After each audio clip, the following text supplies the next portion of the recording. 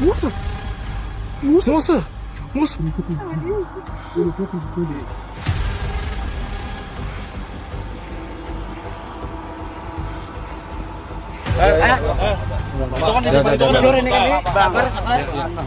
¿Está bien? What the f...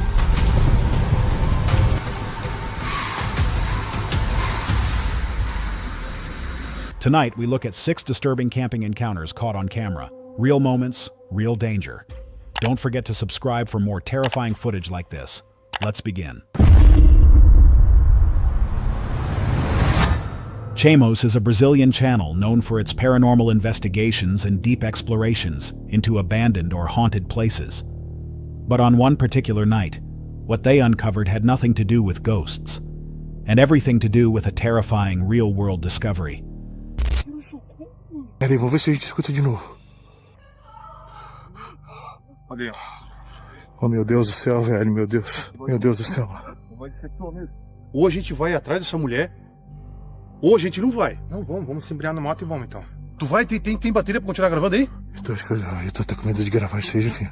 Como é que não... E se for algum crime, a gente se envolve nisso aí, mano. A gente já tá envolvido, mano. Não, a gente já tá envolvido. Vamos tentar ajudar, mas eu acho que assim, filmar, não sei, A gente mano. já tá envolvido. Tem que filmar, A filmagem é uma segurança pra nós, pô. Uma prova, pô. A filmagem... The team had ventured into a heavily wooded remote area far from any signs of civilization.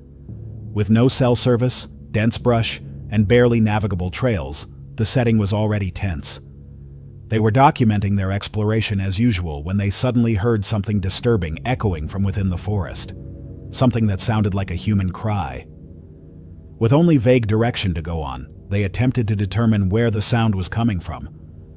But in a thick forest, noise bounces unpredictably, and pinpointing its source becomes a near impossible task. Despite the risk, they made the decision to split up to cover more ground. Eventually, the group came across a single, discarded shoe in the undergrowth, a chilling clue that confirmed they were close. Meu Deus do céu, velho! Meu Deus do céu! Moça! Moça! Moça! Meu Deus! Calma! Nossa, meu Deus do céu, cara! Tá amarrada! Calma! Cara, ajuda a desamarrar ela aqui, Jota, ajuda a desamarrar ela, cara. Ilumina aí, velho! Ilumina aí, cara! Deixa eu botar a câmera no chão aqui, cara. Jota, desamarra ela aí, velho! Me ajuda! Cara, calma, moça! Aqui! Solta ali, aqui! Solta aqui, velho! Caramba, velho! O que aconteceu, moça? O que tá fazendo aqui, moça? Peraí, deixa eu soltar aqui! Aqui, ó! O que aconteceu, moça? A gente vai Tava indo pro trabalho. Calma! Isso, velho! Caramba, Eu pego o ônibus cedo. Um cara apareceu armado. Olha só, velho! Um cara apareceu armado, ele me rendeu. Ele tava armado, ele me trouxe pra cá. Ele fez alguma coisa contigo? Moça? Falou que hoje eu não ia ser útil, que ele ia voltar amanhã. Caramba, velho! Como assim? Calma, moça, calma aqui, eu tô te soltando. Moments later, they stumbled upon a woman. She was tied up, visibly injured, terrified, and nearly unconscious. Once untied, she shared the horrifying truth. She had been abducted early that morning while waiting for a bus. A man, armed and dangerous, had forced her into the woods, taken her phone and belongings, and left her restrained, telling her he'd return the next day. She had been left there for almost 20 hours with no food or water, helpless and unsure if anyone would ever find her. As the team comforted her and attempted to help her walk, they noticed something unsettling carved into a nearby tree. Initials inside a heart, along with the first letter of the woman's name. It raised more questions than answers. Eu não tô acreditando. Só um pouquinho, eu vou te ajeitar, tá? Não precisa ter medo não, que eu não vou te soltar, tá bom? Só vou te ajeitar um pouquinho. Assim, pronto, fica tranquilo, pronto, assim. Deixei na frente que eu vou abrir o carro lá. Meu Deus do céu. Vem junto comigo aqui, Jota. Me ajuda aqui, cara. Ilumina lá pra ele, cara. Aqui, bota ela no carro aqui, Jefinho, aqui, ó. She was too weak to move on her own, so one of the team members carried her on his back through the dense terrain, making their way back toward their truck. Once there, they gave her water, comforted her, and began the process of getting her home safely. They documented everything and reported the incident to local authorities, including the coordinates and tree markings. There's no mistaking the seriousness of what the team encountered. While they came looking for unexplained phenomena, they instead uncovered a very real horror.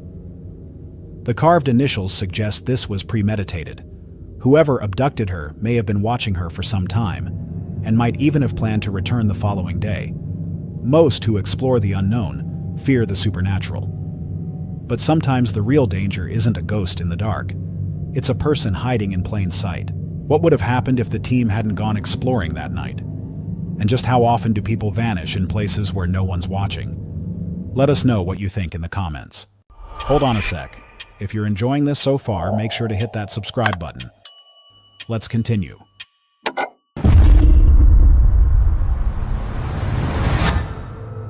English Woodsman is a popular channel documenting solo adventures in the UK's countryside, featuring bushcraft, camping, and peaceful time spent outdoors. Yeah, it feels strange saying I'm gonna have a little bit of time off YouTube. So I've been YouTubing like for 7 years now. This channel, proper digging at it for about 3 years and stuff, but I've had other channels in the past, and I am on about setting up another channel as well. So now this is what's good about being outdoors. Free food, if I can reach them. Yeah, I don't want that one, do I? I think it's going to focus. The creator, Daniel, has been sharing his experiences with viewers for years, offering a calming blend of nature, gear reviews, and quiet reflection. On this particular evening, Daniel had chosen a woodland location not far from town, only about 20 minutes from civilization. It was meant to be a simple overnight trip, and possibly his final upload before taking a break from content creation. The area wasn't especially remote, and the faint sounds of a football match could still be heard in the distance as he prepared to unwind for the night. And rain camping is really good.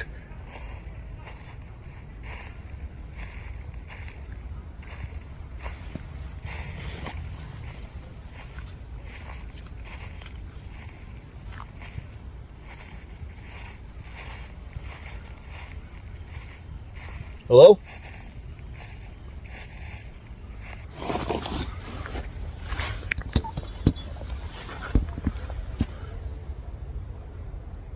I've just heard like someone walked literally past me. As the sun dipped behind the trees, Daniel settled beside a tree, set up his camp stove, and began boiling water for coffee. He chatted casually about his upcoming break from YouTube, enjoying the serenity of the forest. Everything felt routine, until the quiet was broken by something unexpected. From somewhere just out of sight, he heard distinct movement. It sounded like footsteps on dry leaves, deliberate, spaced out, and distinctly human in rhythm. At first, he tried to rationalize the sound. It could have been an animal, or perhaps someone else passing through. But the lack of a response to his voice made things feel off.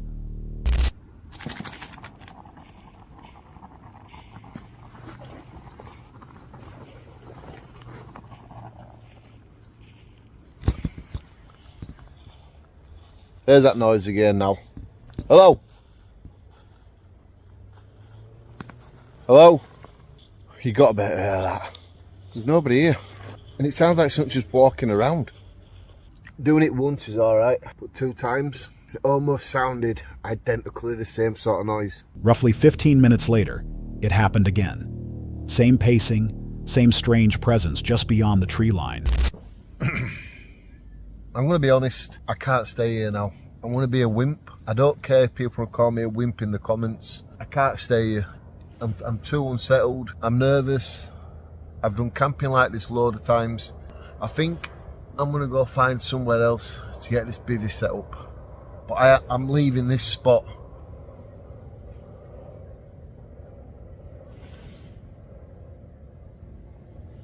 Like now.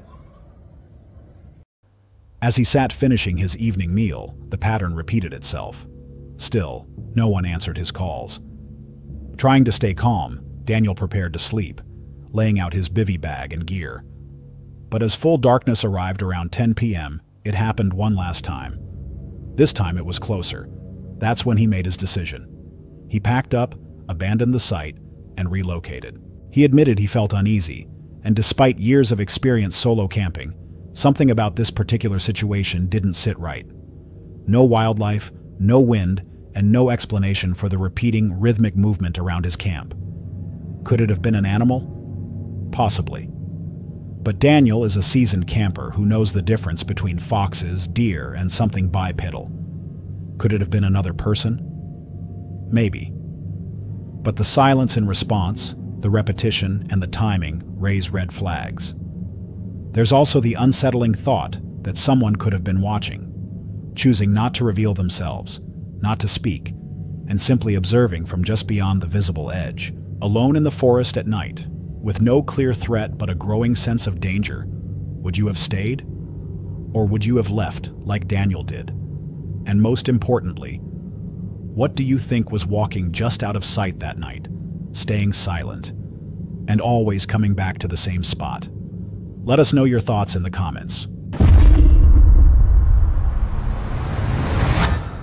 Skinwalker is a channel widely recognized for its terrifying horror camping content, exploring some of the most haunted and isolated places across Indonesia. With over 1.6 million subscribers, they've built a reputation for filming in unsettling environments where the line between the paranormal and real danger often blurs. In March of 2025, the team planned what seemed like another routine horror camping episode. Just 2 creators, a tent, and a forested location in South Kalimantan, rumored by locals to be haunted. But what was meant to be a night of eerie exploration quickly transformed into something far more dangerous and real. Kayaknya Kalsel itu paling kecil ya di antara provinsi lain. Buat ngam sini. Konten. Konten apanya orang perusahaan kan ya? Kau ada apa dah? Ada apa? Bapak dah kata di sini. Beli. Iya bang. Bapak dah. Siapa di sini? Iya. Mana gam? Bentar gini. Keluar. Kita kimah di sini maaf Pak. Bapak dah ada. Keluar. Asik. Video. Harus sandal.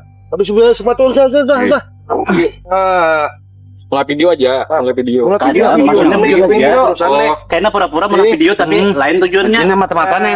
Kalau maksud lain bener ada apa-apa ya? Enggak, apa? Ada. Kadai kan tahu lah. Ini nih tanah siapa lah siapa.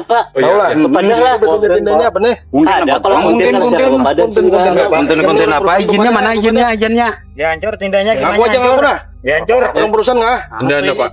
Kami di sini bikin ngolah video. Video apa? Video YouTube. Shortly after setting up camp, they were approached by a group of local men.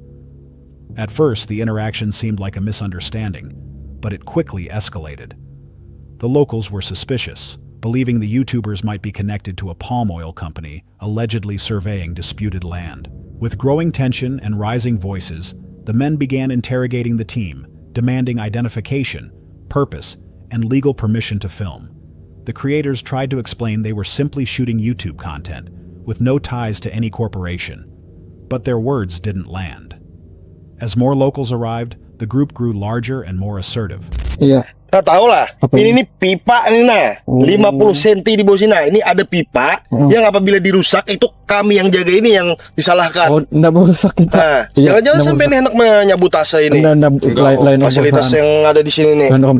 Makanya kita konten aja Pak di sini. Harusnya hati-hati. Iya. Masuk pekarangan orang tuh.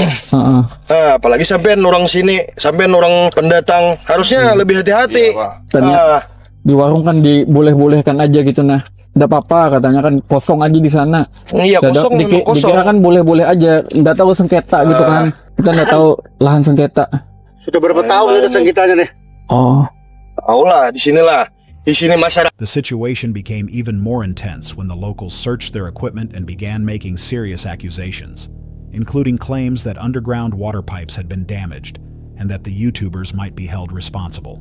Masuk ke pekarangan orang itu harus dicari dulu siapa yang punya, ini lahannya gimana, kenapa. Itu kan di depan itu akan ada portal. Apa ini perokok? Menghormati kami kah? Itu kan di depan itu kan ada ini kami. Sabar. Bisa bicara baik-baik Pak. Periksa dulu Apa? Makanya. Nah, gara-gara kalian kesini masuk rokoknya buang. tanpa ada izin, Ambil buang. tanpa ada izin kan begini ceritanya. KTP, saya lihat KTP. Itu semua kumpul. Ayo cepat kumpul KTP. Dan semua ini, ada yang beresnya semua ini. Masuk asal-asalan aja. Sudah ke rumah Pak RT tadi cuman ada orang. Nah, gini aja. Iya. Nah, kalian kalau memang benar-benar YouTuber atau apalah itulah. Nah, kami mandangnya kalian ini orang yang mau cari gara-gara masuk ke sini karena tanpa si. The creators were ordered to leave the area immediately and were escorted to a nearby vehicle by the group. Fear and uncertainty settled in. They had no idea who these people really were.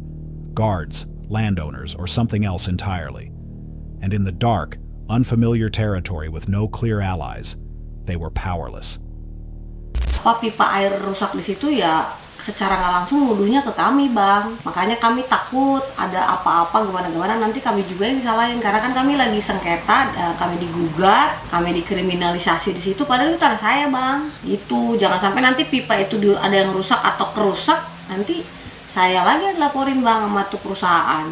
Gitu. Oh, berarti tadi tanah yang tadi Bang Davi pakai konten itu tanahnya siapa namanya, Kak? Itu atas nama suami sih, Bang. Kakak, aku namanya Winda. Oh, oke. Itu Eventually, they were taken to a house where the full story emerged. The woman who greeted them was the rightful landowner.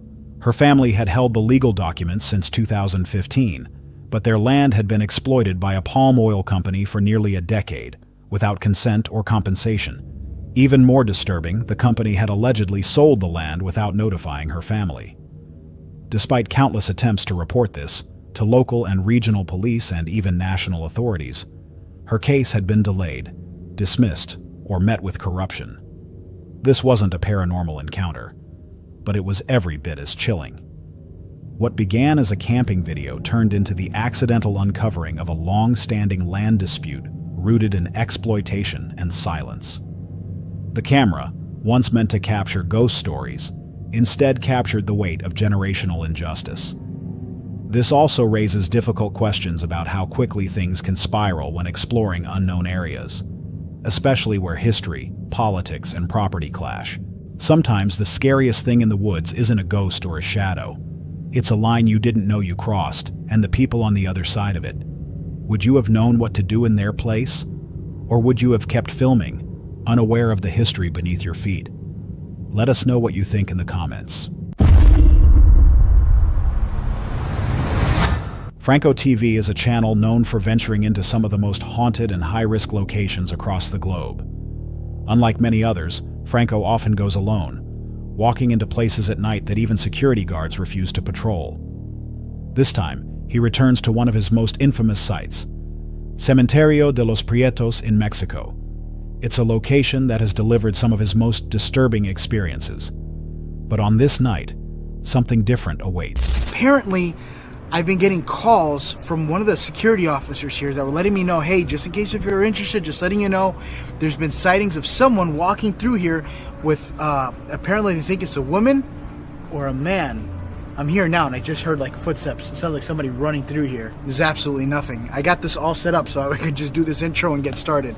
But anyway, they've been getting some weird sightings here and I wanted to see if I could explore this. I do have a contact where I should be going back to La Quinta heading, but I'm waiting for a response from the person who owns it because they're very strict. Being said, wish me luck and let's get into the video. Days before arriving, he was warned by a security contact of strange sightings. Someone wandering the cemetery after dark. Whether it was a man or woman, no one could confirm, only that it wasn't normal. From the moment Franco enters, the tension is palpable. This cemetery doesn't just carry paranormal legends. It's also surrounded by dangerous territory, close to areas known for criminal activity. In short, he's caught between threats both supernatural and very human. While investigating the underground crypts, he discovers signs of ritual activity. On the inside there, see that? That's his spinal cord, but nothing else. They still have black bags thrown on the inside for witchcraft, you see it? All that's not supposed to be here. That one looks a little opened.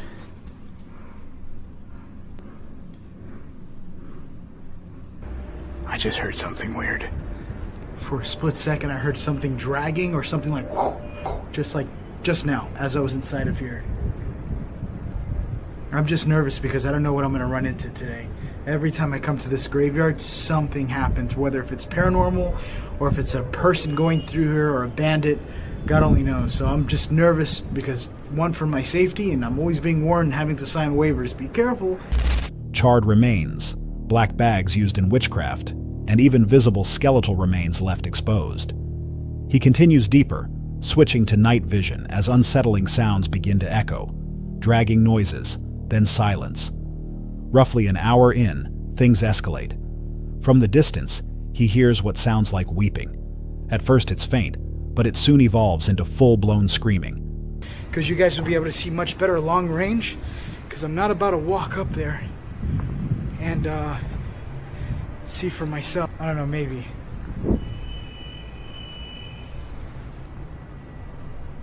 Hear it? I'm gonna switch over to night vision. Just switched over. It literally sounds like they're screaming.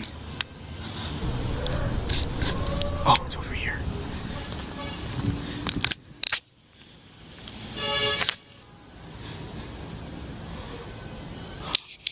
Look, I just switched over to my other camera. See if I can focus in a little bit better. She's pretty far back there. Alright, I'm gonna say something. ¿Está bien? What the f? Holy sh**. I just took off. ¿Está bien? What the f?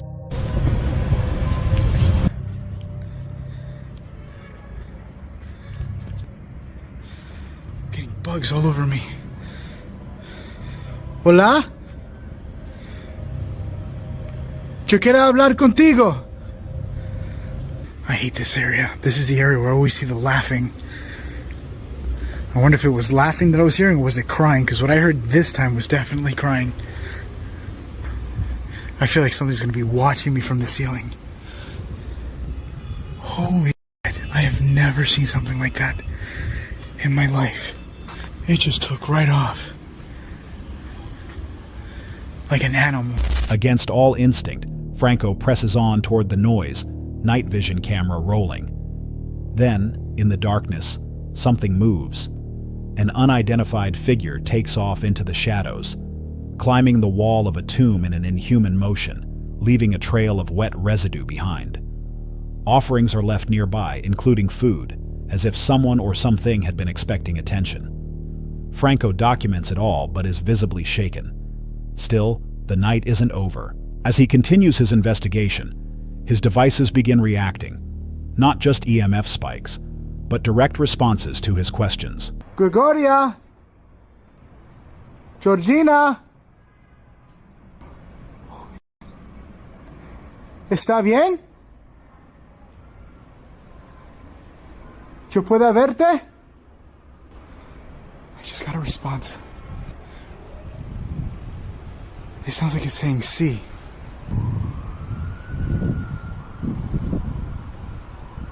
¿Estás solita? Oh my God.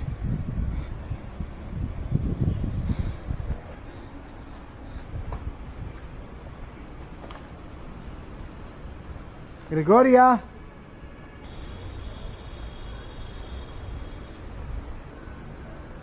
Háblame.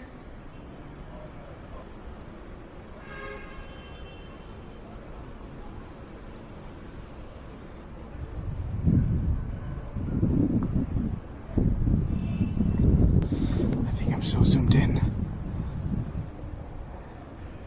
I was literally getting responses that sounded like C. One word in particular keeps repeating in different forms. Yes. Each time, more confident than the last, almost as if something intelligent is responding, pulling him deeper into the experience. Eventually, he's drawn to the tomb of Gregoria Camacho, a local figure known in life as both a healer and a feared witch. His equipment continues to register activity. He thanks whatever presence may be listening, then decides it's time to leave. Some might say Franco's experiences are atmospheric, influenced by fear and environment. But the combination of visual evidence, direct audio responses, and physical signs, like wet tracks and ritual objects, is difficult to ignore. Was it a wandering spirit? A local legend made real? Or something that thrives on attention in places like this? The repeated responses, especially near the alleged witch's tomb, raise further questions. Was something trying to communicate with him or lure him closer? Not every haunting is just a ghost story. Sometimes something watches, waits, and even answers. So what do you think Franco encountered that night in the cemetery? A restless spirit, or something far more intelligent and ancient? Let us know in the comments below. Sydney is someone who's fully embraced the van life, trading routine for adventure, and living full-time in a camper van since April 2024. Her days are spent exploring remote corners of the US, camping solo in a different location every night, and documenting her experiences for others to follow. This time, she returned to a place that held special meaning. A secluded campsite deep in Tennessee, the very location where she had spent her first solo night on the road. After stocking up on supplies and navigating rugged backroads, she arrived at the familiar spot, ready for a quiet night and a nostalgic reset. This looks a lot different than the last time I came down here. Okay, moment of truth. Wait, was that? Oh, this is it. Okay, sweet. There's nobody here. I'm gonna get out and take a gander and make sure everything's like safe, and I might drive down there, but I might take the top spot too. I don't know yet. That's where my friend Grace camped when I was camping down here. Yeah, I think I'm gonna come down to this spot.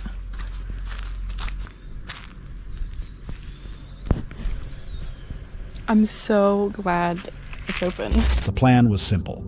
Set up camp, enjoy a peaceful dinner, and soak in the solitude. She unpacked her gear, set a folding chair by the creek, and prepared her evening meal, rice and chicken cooked over a portable stove. But as the evening wore on, the peaceful setting began to shift. It's kind of odd sitting in silence here in the middle of the woods.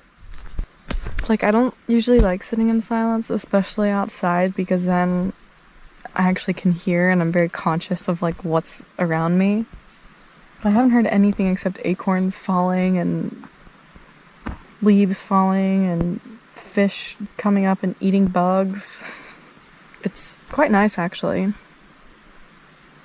No Bigfoot so far. At first, it was just quiet. Almost too quiet. The kind of silence that presses in from all sides. When you're alone in the forest, even the sound of leaves dropping can start to feel louder than it should. Sydney tried to relax, but as she cooked, she heard something. Movement. What is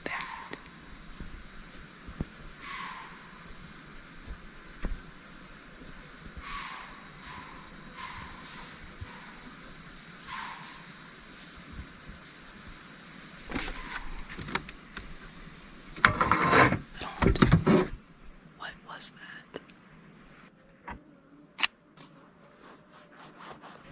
Anyways, dinner is served. I really hope that wasn't like a mountain lion or something, but I'm not gonna let it scare me to stay in my car. I packed all my stuff up so that if I do need to like just close this, I only have this to move. But you know what I'm thinking? What if it was Bigfoot and that was like a deer that he was eating and it was like making noises because the deer is scared? That was so weird. I heard it move too. It like moved from like there to over there. Subtle, but distinct. It wasn't falling acorns or a fish splashing in the creek. It was something moving nearby, just beyond the tree line. She didn't panic. She didn't run. She simply acknowledged it, packed up her cooking gear just in case, and sat down to eat her burnt dinner while watching videos on her laptop, trying to pretend nothing had happened. But she stayed alert. The sound had moved from one area to another. Something was circling or shifting position. And Sydney was miles away from anyone, down a narrow dirt road with no signal and no backup. The night passed without further incident, but the sound and the feeling it left behind lingered. Was it a wild animal? Possibly. Bears and mountain lions are no strangers to remote areas like this. What if it was Bigfoot and that was like a deer that he was eating and it was like making noises because the deer is scared? But the shifting movement, the silence before it happened, and the eerie stillness afterward left room for doubt. Some viewers speculate it could have been a deer, or something stalking a deer. Others wonder about the more unusual possibilities. Could it have been something much larger? Something that prefers to stay just out of sight? The next morning, Sydney was safe. But the question remains. What was lurking near her campsite that night? A curious animal? Or something more elusive? If you've ever camped alone and heard unexplained noises in the woods, you know the feeling. Let us know what you think, and what you would have done if you were in her place. This video follows Nikki, the creator behind the channel Nikki TV, widely recognized for her solo camping and outdoor exploration videos. On February 9th, 2025, she embarked on a solo backcountry camping trip, one that started like many others, but ended with a deeply unsettling experience. Let's go camping. But first, we gotta stop, get food, get gas. That's it.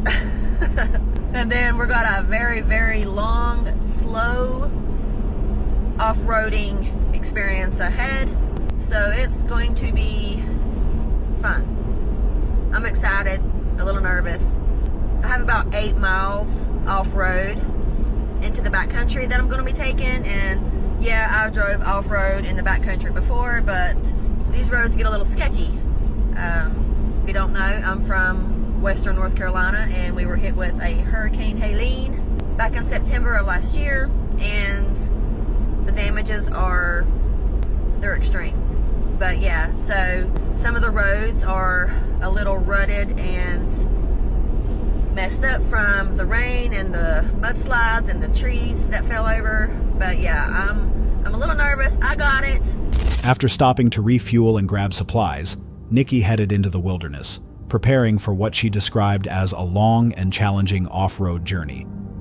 Her destination was deep within the remote stretches of western North Carolina, a region still bearing the scars of a hurricane from the previous year.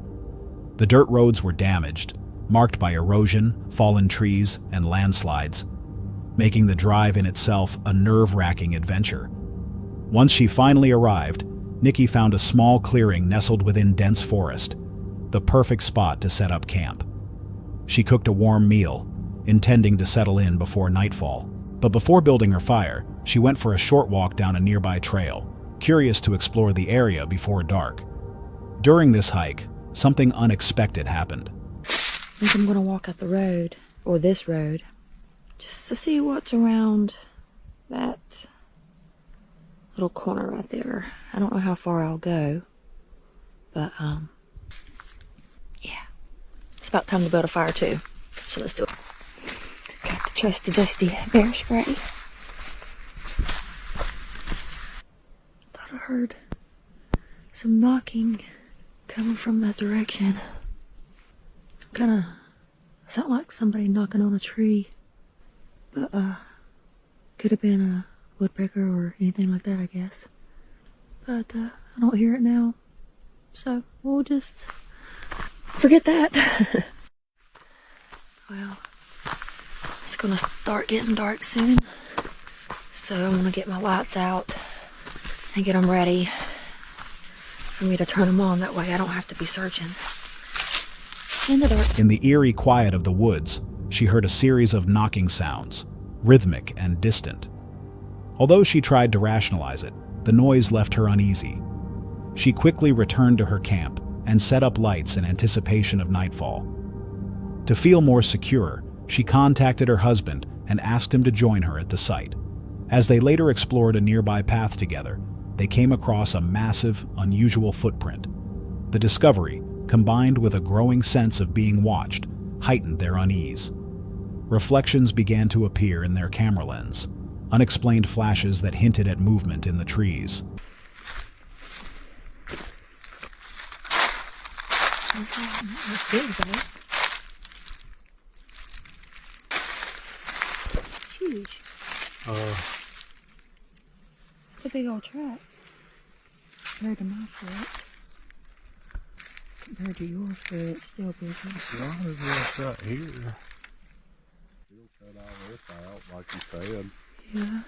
Shine your headlight down in there so we can get a better view of it. Be careful. Look up at those trees, son. That's just piles and piles of trees. Right, trees. Yeah, see, they cut that and I cut that to clear the road. But they got the gate closed.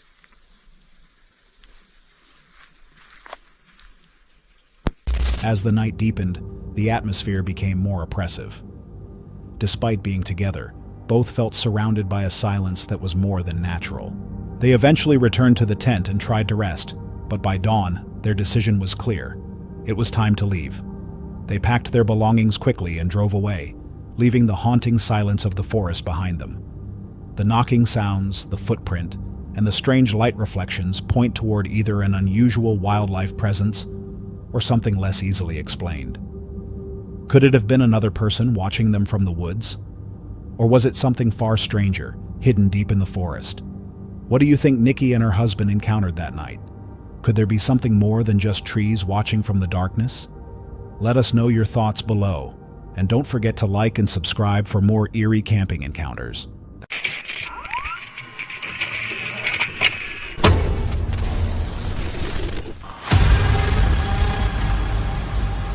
We're trying to find the trail.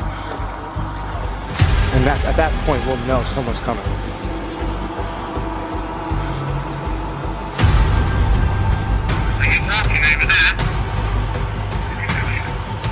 Over here.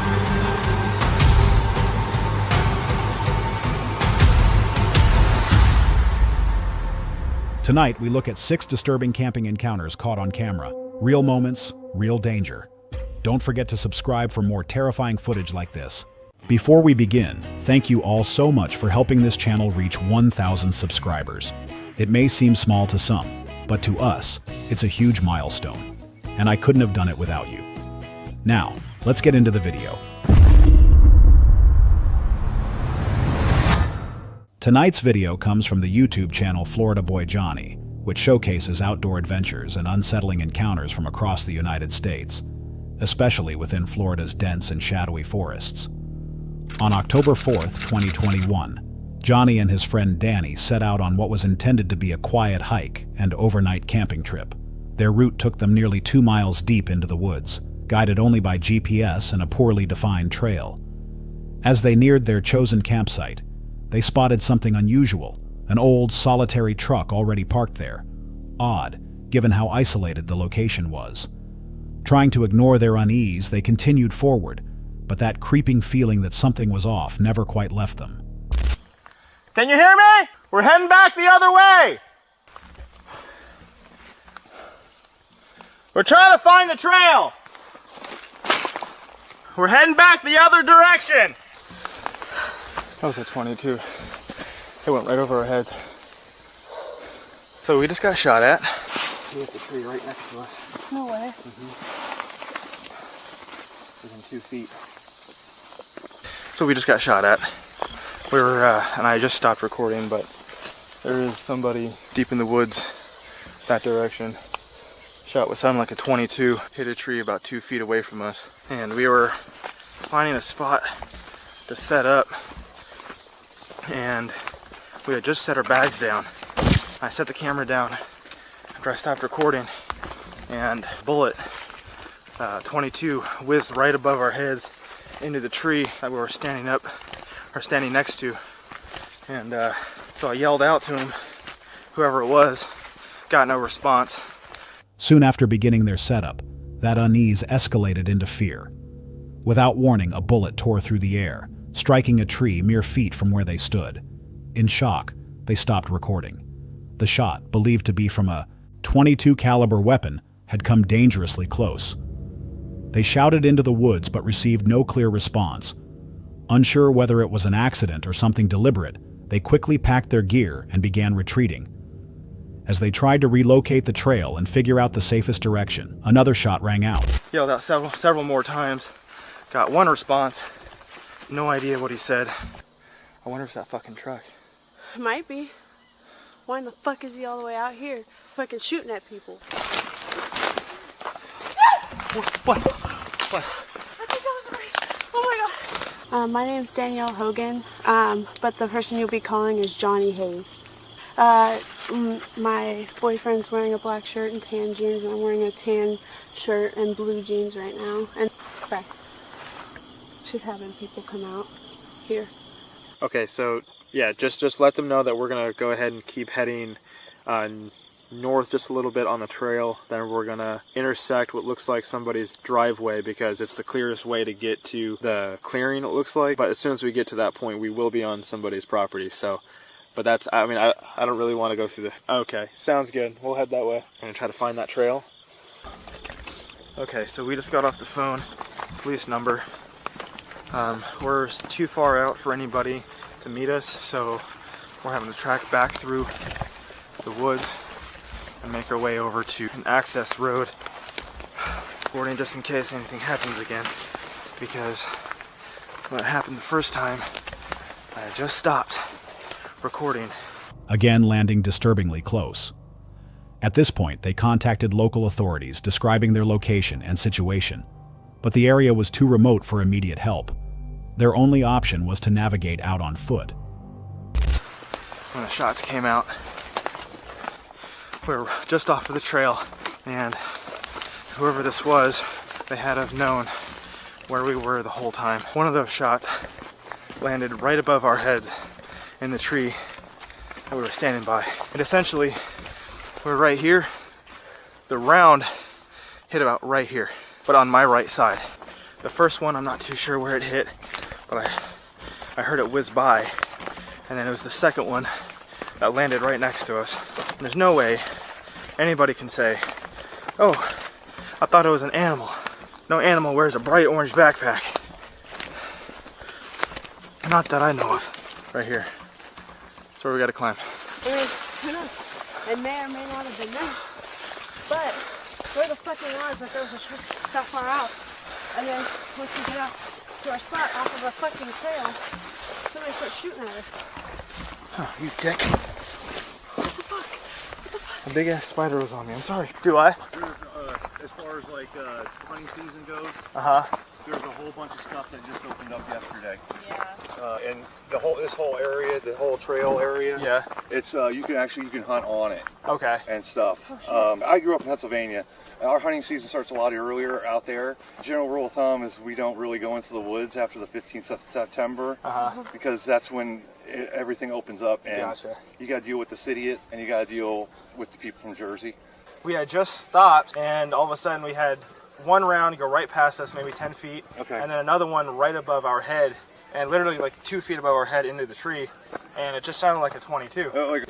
I'll go down. I'm gonna see if I can make contact with I seen the blue truck. Is the white pickup truck your guys? Right here. Okay. And from here to here is where we kind of lost the trail. Along the way, they encountered more strange noises and even glimpsed another vehicle deep in the forest, raising more questions than answers. Despite the apparent start of hunting season, the explanation didn't hold up. Johnny pointed out that no hunter could possibly mistake a person with a bright orange backpack for an animal. Whoever had fired those shots had a clear line of sight, and had done so intentionally. Eventually, they made it out safely and reported what had happened. But neither Johnny nor Danny could make sense of the event. The trail, the strange truck, the accurate shots, it all pointed to something far more disturbing than a simple misunderstanding in the woods. Though some may argue this was just a hunter being reckless, the precision and timing of the shots suggest otherwise. It's difficult to believe anyone could mistake them for wildlife, especially given their high visibility gear. Could this have been an intentional act meant to scare, or worse, harm intruders? Or was someone out there living off-grid and defending what they consider their territory? One thing is certain. Not all dangers in the wild come from nature. Some come from those hiding deep within it. Would you feel safe camping miles from the nearest road, knowing someone might be watching? Or does this make you think twice about your next wilderness escape? Hold on a sec. If you're enjoying this so far, make sure to hit that subscribe button. Let's continue.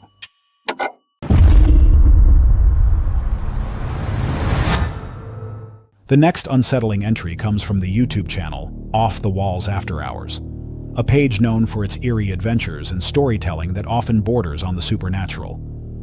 Their videos blend documentary realism with deeply unnerving moments, and this one fits that mold perfectly.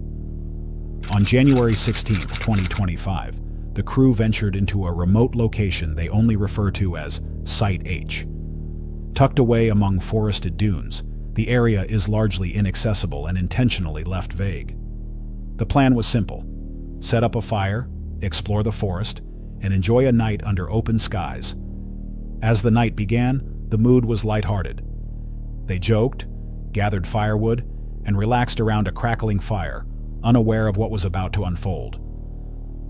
Okay, so we decided to go adventure, and on our adventure, we stumbled across a carcass. This is nuts. We are literally in the middle of the woods. Chills. That is crazy. Alright, let's keep going that way, I guess. Or, yeah, up the hill. Okay, explain what's going on. So guys, we came across some wood, what we were kind of looking for, but in the distance, there is another campfire going off in the distance. So someone had the good idea. You guys can see it on camera, probably. Just barely see it on camera. It looks like it was just 2 when I was up there. Let me see what I can do. But he just tried to sniff my fart. Definitely go down.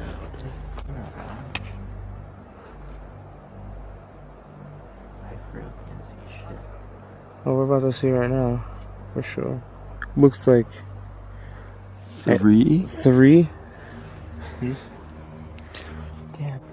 If I can get closer, I'm gonna get closer. If you guys want to stay back, if you can keep track. How far is it? 'Cause it seems super far to me. It's not. It's super close. Really? Yeah. That's crazy. Tony's on a top secret mission. I wish I could see him. I think he's coming back now. While wandering into the woods to explore, the group unexpectedly discovered a decaying animal carcass, something that immediately shifted the tone. It was an eerie reminder that they were far from civilization. Not long after, they noticed something even more unusual: another campfire flickering in the distance. At first, they could barely make it out, but its presence was unmistakable. Given how isolated the area was, this second fire was not only surprising, it was unsettling. Reconnaissance is done. 3 people at least. Yeah. Maybe a 4th. We could have gotten closer. I have to go all the way around anyway. There's no way we're gonna be able to trek back to where we were. I have no clue where that was.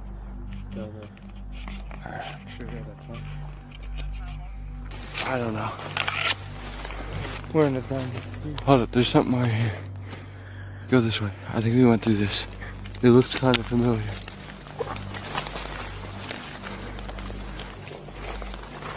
Oh, it is. Nice. Okay. I think it's right. Alright, we just made it back to camp.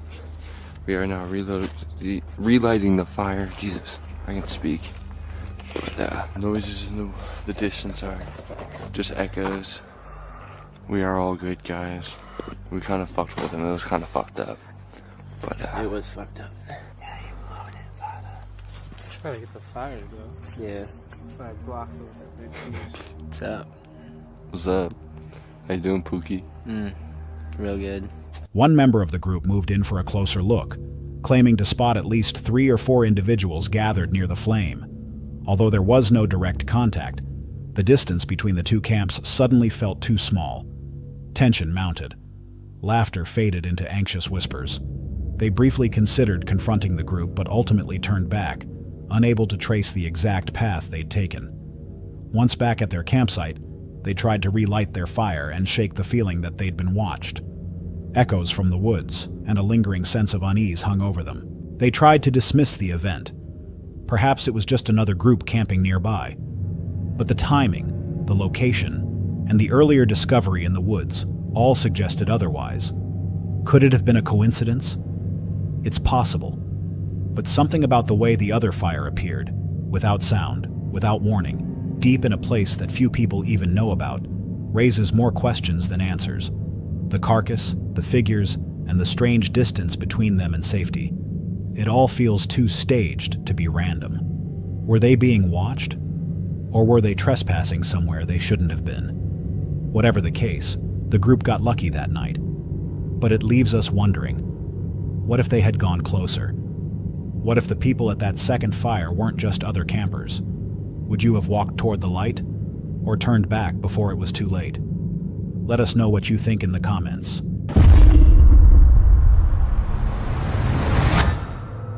This unsettling story comes from Camp Prime, a YouTube channel known for peaceful solo camping trips and calming retreats into the wilderness. But on May 31st, 2025, one of these seemingly tranquil adventures took a quiet but disturbing turn. The creator ventured into a dense forest bordering a mountain town, setting up camp beside a gentle river. The plan was simple: disconnect from the world, savor some mint chocolate coffee, enjoy a hot meal, and let the calm of nature take over.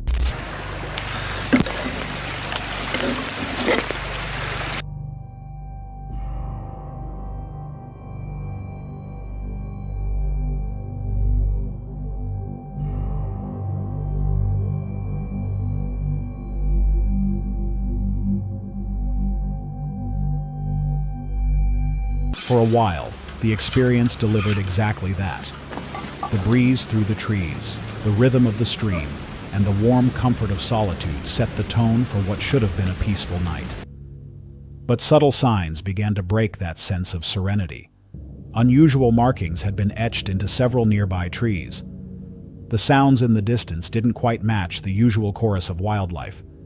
And while nothing explicitly threatened him, a subtle heaviness began to settle in.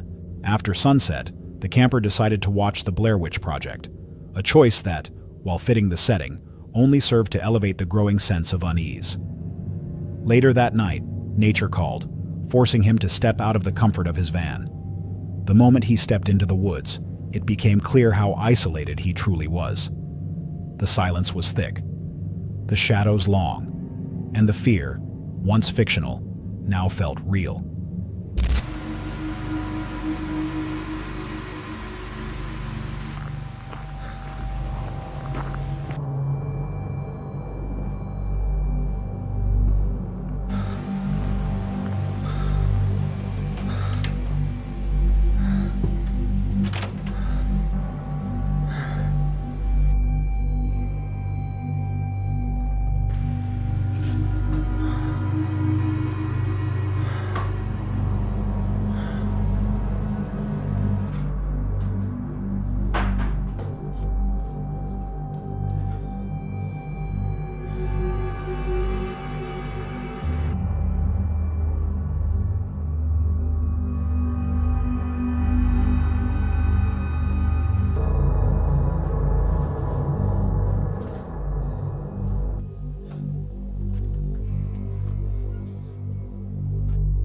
He returned unharmed, but something about the experience lingered.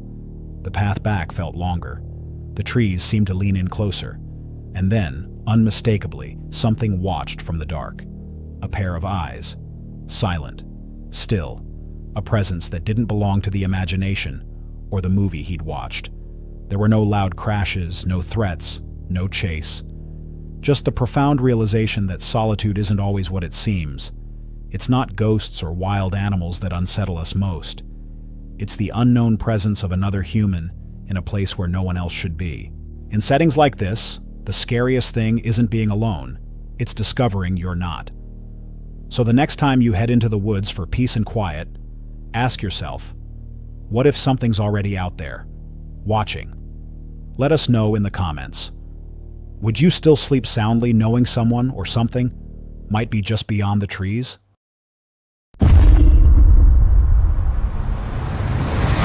The next chilling entry comes from Caught on Camera TV, a YouTube channel known for capturing disturbing moments from real life, ranging from eerie ghost footage to unexplained entities deep in the wild. On April 14th, 2023, the team ventured into a remote, heavily forested area, possibly during a hike or paranormal investigation. Their goal was simple: observe the environment and see what might reveal itself on camera. But what they ended up recording was something far more unsettling than expected. While their equipment passively monitored the surrounding woods, a brief yet disturbing moment was captured. From the edge of the frame, an unfamiliar figure emerged. Though it was only partially visible, several distinct features stood out. A black, clawed arm and eyes that seemed to glow unnaturally through the darkness. It didn't resemble any known wildlife. The forest around them grew still, as if the environment itself sensed the presence of something unnatural.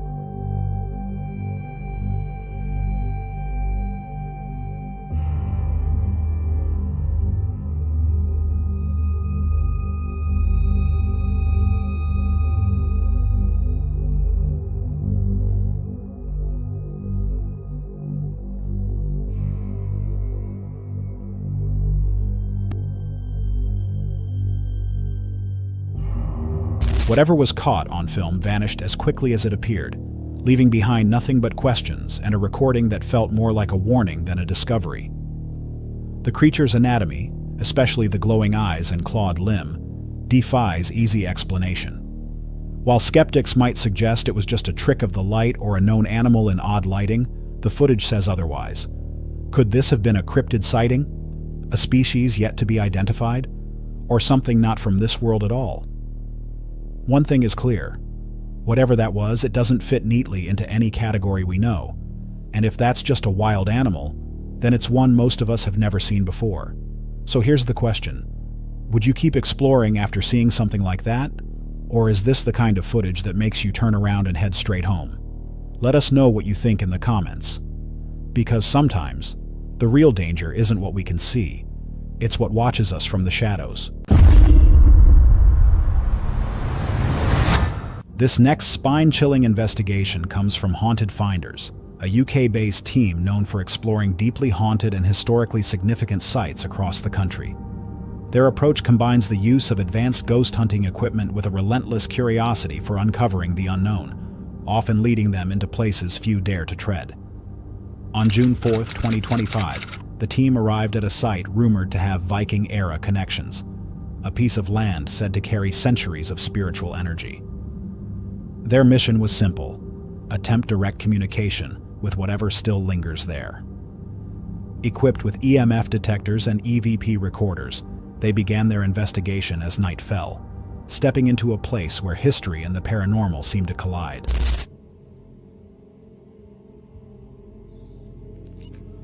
Was this a place you love to be? Yeah. Was this a place you love to be? Yeah. Should you try another one? Yeah, what's that? Peace to the silence. Right there. Whoa. Whoa. Did you just hear that woman? What over there? It's like that was like a woman was here when just like that. It did it right as I went to press record. Press record now. Is there a lady here? Are you walking over there?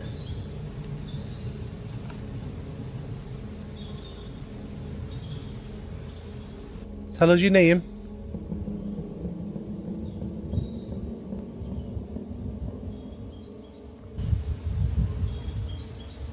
You hear that? You hear that? What was that? That was that weird shouting again. That sounded like someone shouting, screaming again. Did you hear? Yeah. Constant footsteps here? Yeah. It was coming towards us. What's done that then, wasn't it? Just behind Definitely us. heard a woman as well. Yeah. Let me see this. Are you walking over there? Over here. Are you walking over there? Over here. Are you walking over there? Over here. No way. Are you walking over there? You hear that? It says, I thought it says over here, but it goes over there. It mimics me. What is going on here? Let's keep doing it. There's a, I'll tell you, it's beginning to get quite active. Like feeling like there's people around us watching us. And we're hearing weird things, hearing movement, over there. Oh, it's clear voices, as day. screaming. That was just maxing then. I just spotted out the corner of my eye. Is that you again? Is that the lady who says, I'm over here? Almost immediately, strange activity began. Voices, barely audible but clear enough to catch, responded to their questions through the spirit box. But these weren't vague, garbled fragments. These were sharp, direct replies, rect. Some matched their questions with uncanny accuracy, suggesting a high level of intelligence behind the responses. As the investigation deepened, Can you walk towards us? How many of you around us?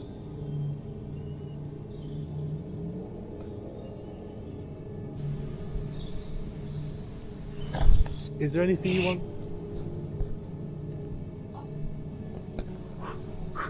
3 steps. Definitely loud, it was loud. I think I got it on here. Sorry about that. I'm over here. Yeah. Can you walk towards us?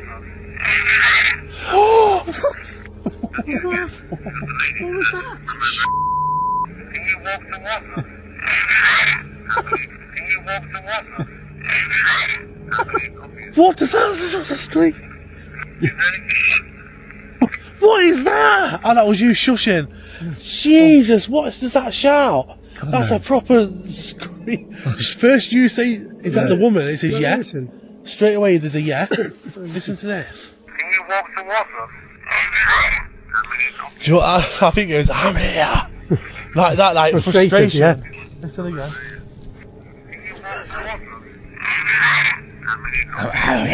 Or something like that. This is crazy. Something proper, I told you, there's someone or multiple of them surrounding us. Crazy. Yeah. It's been answering every time you mention something about Vikings, anything to do with the Vikings. Yes, we're going to set the REM pod up now. Make sure there's no leaves around it.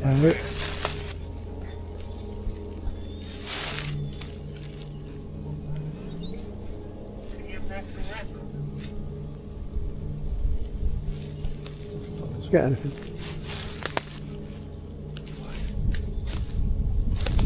Right, let's explain. What are you doing off? Can you walk towards that red light?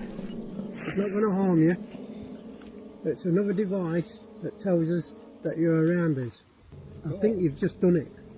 It went off, yeah. As soon as I turned my back to it. Are you still here with us then?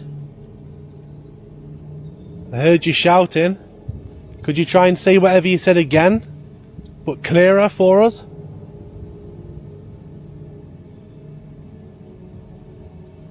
We know you're around us, we can feel you, and we've heard you. Were you Viking?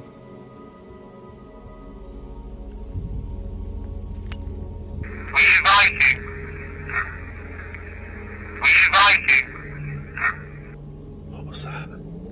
If any of you guys see or hear anything strange throughout the video, do let us know down below in the comments, because it definitely feels like we're being watched by something or someone.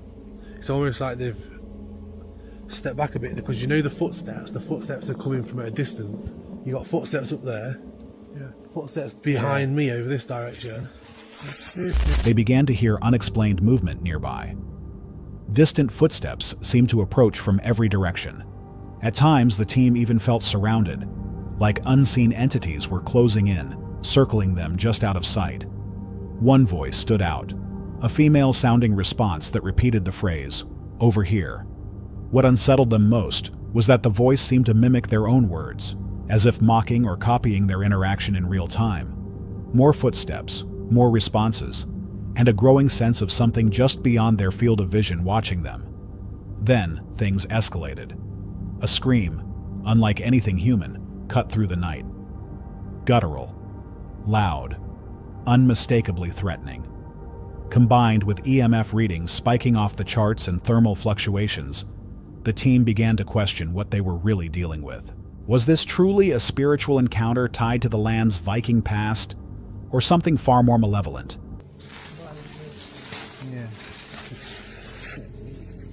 Yeah, like even the EMF's gone completely flat. It's like they've moved slightly away from us. It does feel like we're being circled. Just having a little break at the minute. But whilst David and Kev are over there, look, munching chocolate. I'm hearing stuff up here. If you're over there, can you use your voice and say something? Hello? Hello?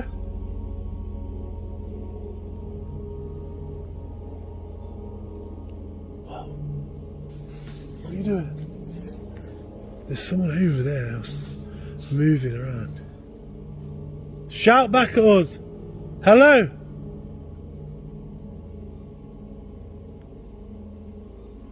This place gives me the creeps. Yeah, it's getting very eerie.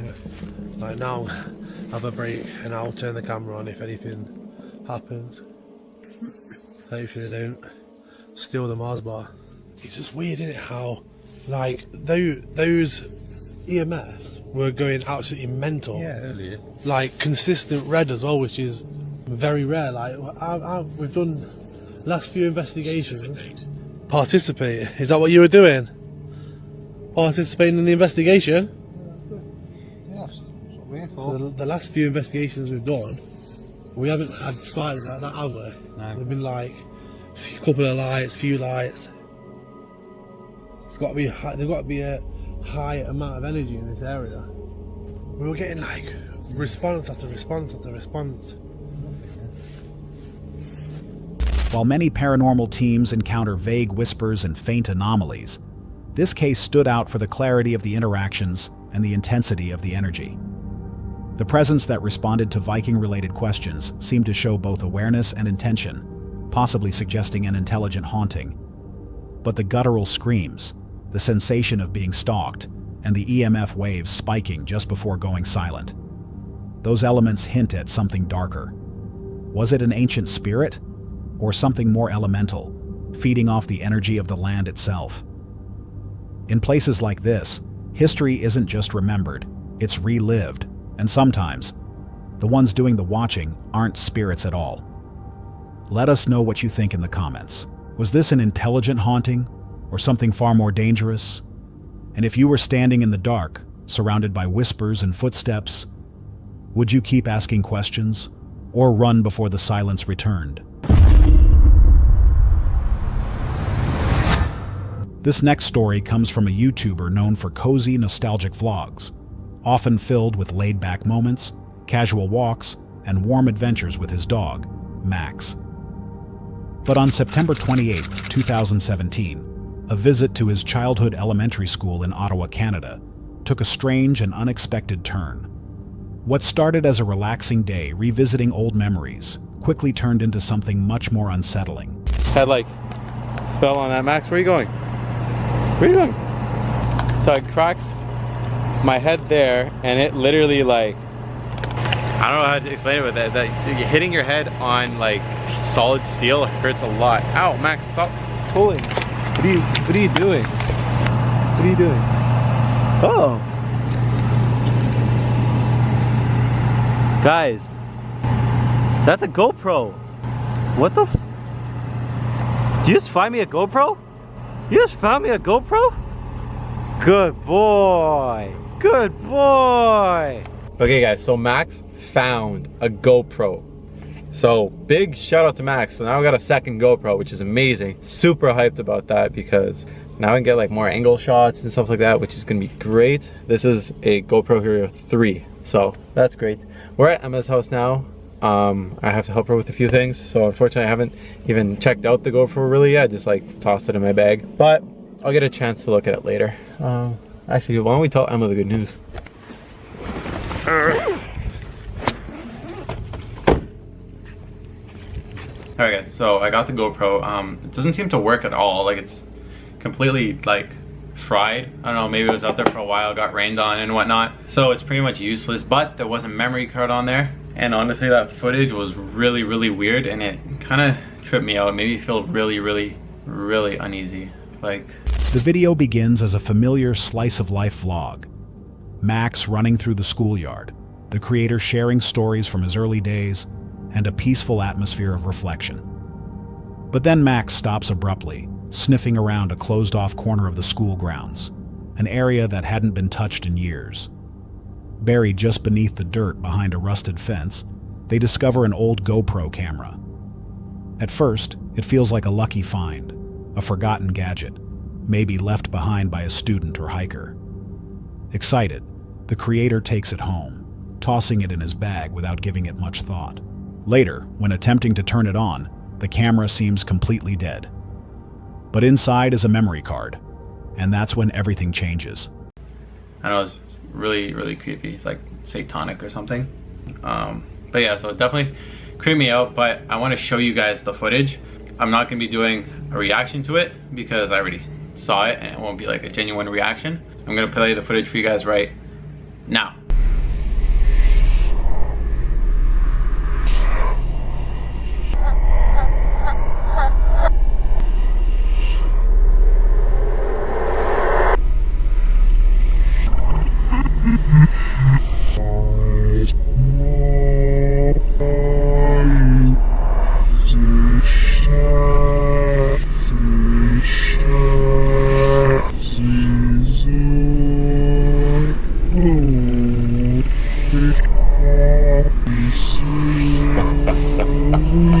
Alright guys, so as you see, cover your tails in my way. As you see guys, the footage was very, very creepy and weird and unsettling. That clown really creeped me the hell out, mostly because I'm like actually afraid of clowns. So that was definitely not something that I was hoping to see. But if you guys can understand or like decipher the meaning of that video, please by all means leave your theories below, because that was really, really weird. You know, like really like grossed me out and like, I don't know, made me feel really scared for some reason. I don't know. The footage retrieved from the card is deeply unsettling. Though he doesn't react to it live on camera, the YouTuber admits it disturbed him to his core. There's no clear explanation for what's been recorded. The imagery is bizarre, something like a symbolic or ritualistic performance, and features a clown figure that unnerves him, especially given his personal fear of clowns.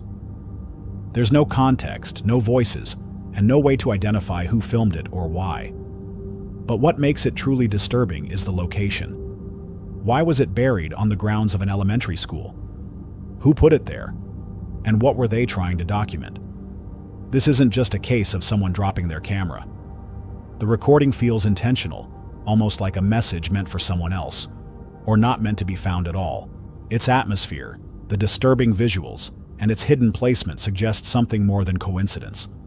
Whether it was part of an artistic expression, a prank, or something darker, its origin remains unknown, and that's what makes it so haunting. Sometimes a discovery that feels like treasure turns out to be a warning, and not everything buried is meant to be found. What would you do if you came across footage like this? Turn it in, delete it, or keep digging for answers? Let us know your thoughts in the comments. And remember, the next unsettling mystery might be hiding in the most ordinary place. That's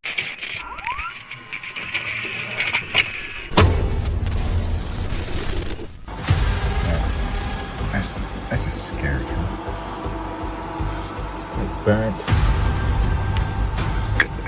into it. Yeah.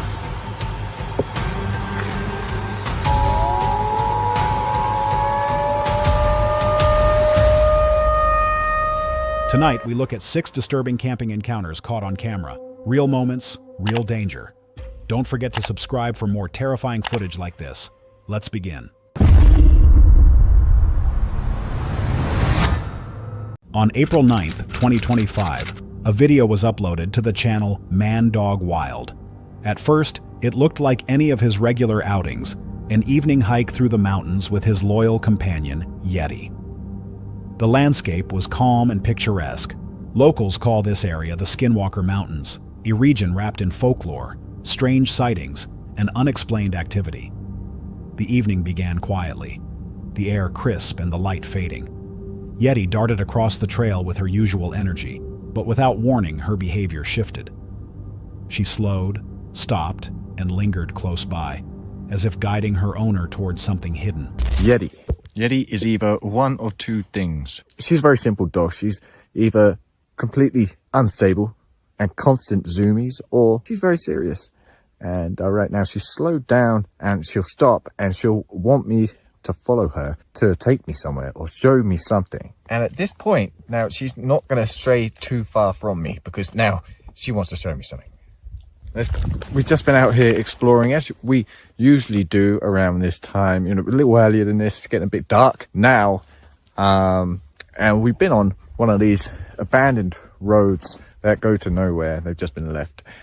Walking these dirt roads, and Yeti comes across this little trail. She slowed down and she wants to show me. See, she's right there. She's not running. She's not got the zoomies as she normally does. She's staying close by. She's scenting something.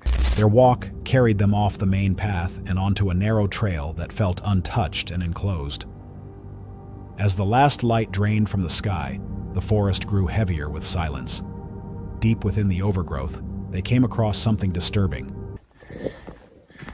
Yeti was checking out this stuff. It looks like a...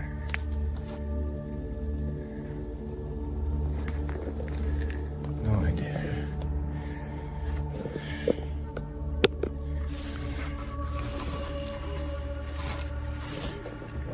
Wow. That's just scary, huh?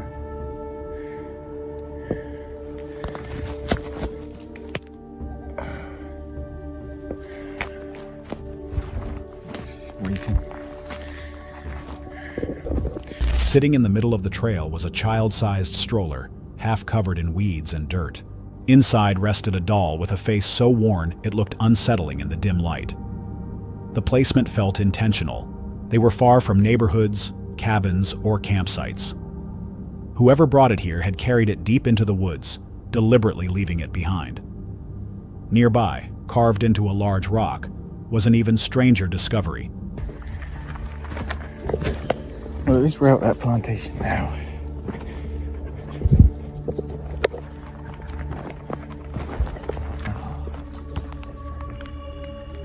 What's that?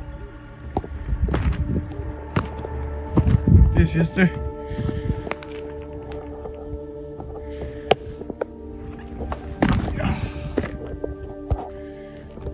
It's creepy, huh? What is that?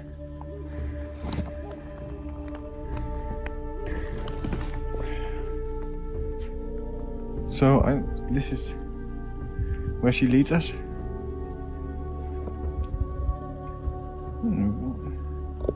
That's super strange, huh? Like burnt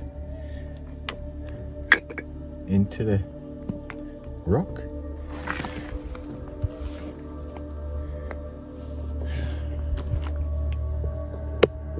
So obviously these mountains are strange places. Someone's come out here and made this. They've made this and I don't know what to make of this. What's your guys' thoughts on this? I have no idea. Maybe it's some kind of worshipping thing. Maybe it's just a sign. Maybe hunters, kind of marker. I don't know. A dark, burned-in marking. The symbol looked ritualistic, etched as if scorched by fire. Its meaning was impossible to identify, but its deliberate design suggested purpose. Was it a hunting marker, a tribal emblem, or something more sinister? As they moved to leave the area, movement caught his eye on a ridge in the distance.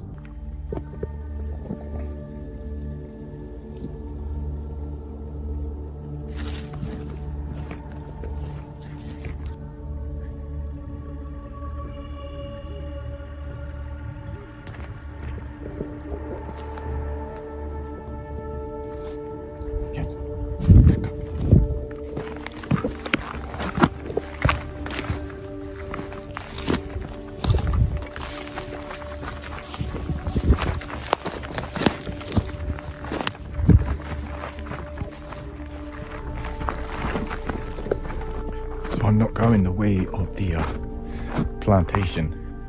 That's just way too thick, so I'm figuring I'm gonna go around. I definitely saw lights. Caught a video also. I took a look. And I don't know, obviously, maybe we kind of did the same thing and we all turned our lights off and moved away. But when I turned around, I couldn't see the lights anymore. And yeah, they probably couldn't see mine. But the strange thing was, I'm not sure if you guys are familiar with the sound. It's a really high, kind of pitched sound, frequency, whatever. I think they call it a mosquito or something. And they use it to move people away from places they don't want them hanging out. So when I stopped, it had this ringing in my ears. It's horrible, really high pitched. Faint lights flickered, shifting and then vanishing when he switched off his own beam. Moments later, a high-pitched ringing pierced the air, sharp, unnatural, and without a source. The frequency was eerily similar to deterrent devices used in cities to push people away from unwanted spaces. But in the remote wilderness, it felt more like a warning. Despite it all, Yeti stayed unusually calm. The dog, normally alert to every sound and scent, didn't bark or move. That silence was almost more unsettling than the events themselves. Taking a longer route back, he avoided retracing the same path. The lights never returned. The sound faded, and the marking on the rock remained unexplained. Some believe the stroller and the burned symbol point toward ritualistic activity, deliberately placed in remote areas to avoid discovery. Others suggest the high-pitched tone could have been man-made, perhaps from equipment designed to keep trespassers away. The combination of objects, markings, and sounds paints a picture that feels intentional, as if someone wanted to create an atmosphere of fear. Was this a random series of eerie coincidences, or evidence of something more organized hidden in the Skinwalker Mountains? And perhaps the more unsettling thought, did Yeti stay calm because she knew exactly what was out there? Hold on a sec. If you're enjoying this so far, make sure to hit that subscribe button. Let's continue.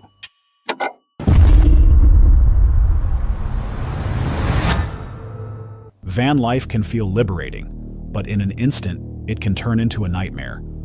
Dee had been living on the road for years in her self-built van, which she called Ladybug Out.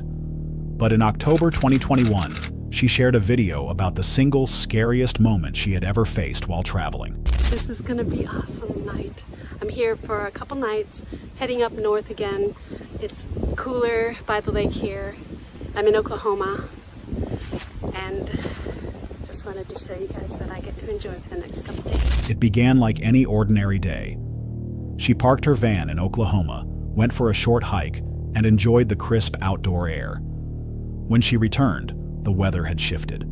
The wind grew stronger, howling through the trees as night settled in.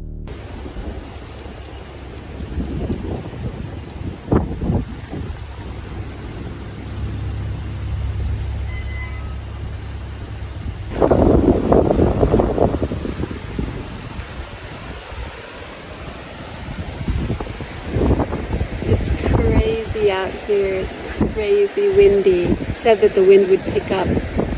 It'll be a nice sleeping weather. I love when the wind is howling a little bit through the trees. Such a beautiful, beautiful sound. So while the wind is howling outside, I am snug as a bug in a rug in my little cabin on wheels.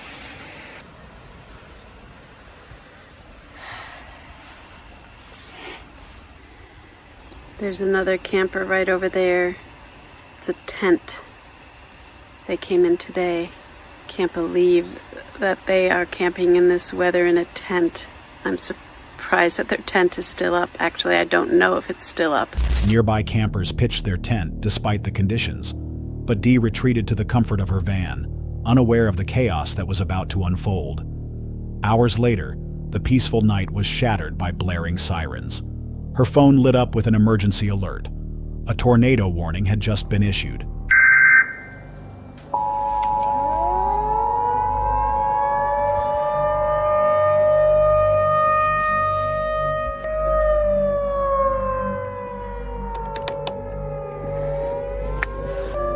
don't know what to do.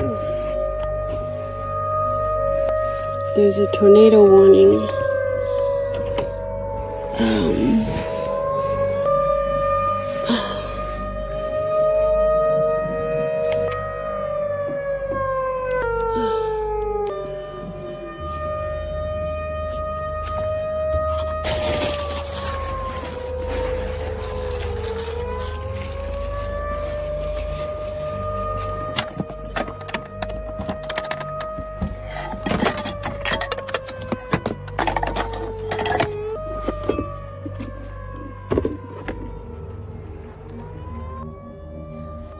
So there was a severe thunderstorm warning, tornado warning issued just a minute ago.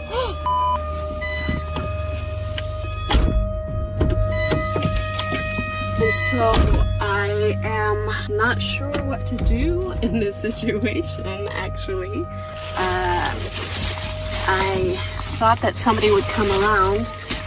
The tent campers hightailed it out of here in the motorcycle, and so I am just going to go to a spot that I'm not so open because I'm very much in the open. Disoriented and half asleep, she realized her van was parked in the open with little protection. Lightning split the night sky as she scrambled into the driver's seat, searching for shelter.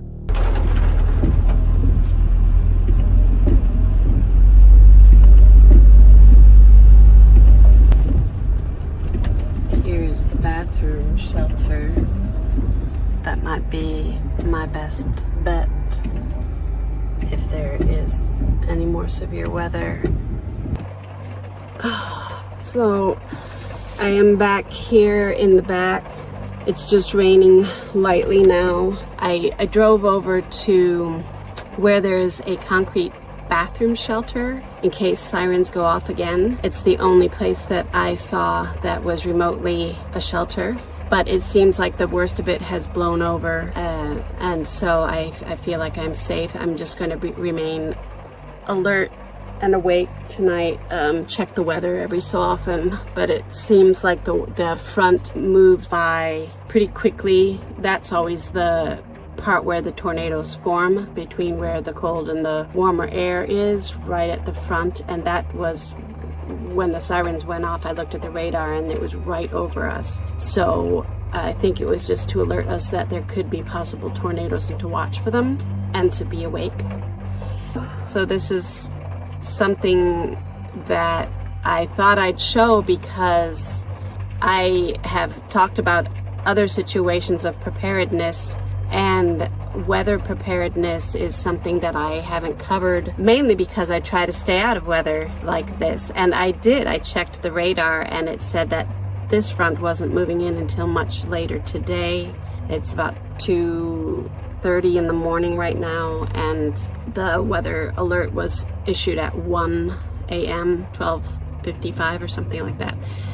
And yeah, that is something I was not counting on. She drove until she found a sturdier location near a concrete bathroom facility, deciding it was her safest option. There, she waited in the dark, watching the radar on her phone as storms rumbled overhead. Rain poured, winds whipped, and the threat of a tornado loomed. The system eventually passed without striking her directly, but the experience left her shaken. Out on the road, protected only by thin van walls, the force of nature can make anyone feel small and vulnerable. Dee later reflected that storm systems like the one she encountered often produce tornadoes along the boundary of colliding warm and cold fronts. The sudden change in weather that night likely created those exact conditions, catching her off guard, despite checking forecasts earlier in the day. For those who live on the road, safety depends on being ready for the unexpected. But here's the chilling thought. What if the tornado hadn't passed her by? What if it had touched down directly where she was parked? Would she have had enough time to react, or would this story have ended very differently? The channel Ramble Soul is best known for peaceful outdoor adventures, minimalist camping trips, calm lakeside views, and slow evenings by the fire. Their videos often serve as a quiet escape into nature. But on this night, peace was nowhere to be found. From the very beginning, something felt wrong. As they reached their chosen lakeside spot, the The wind was already howling hard enough to make even setting up camp nearly impossible.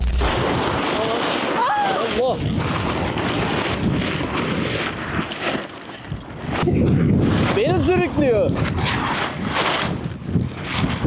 Allah Allah.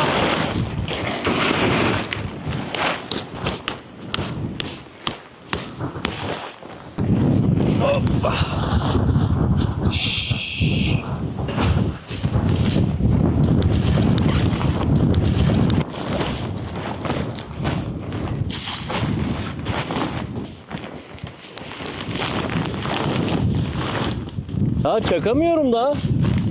Neresi önü, neresi arkası onu da bilemiyoruz ki. Ay! Başımıza bela ya bu. Şimdi şurası PVC. Mecbur çakacağım şimdi bir iki tane. Tamam.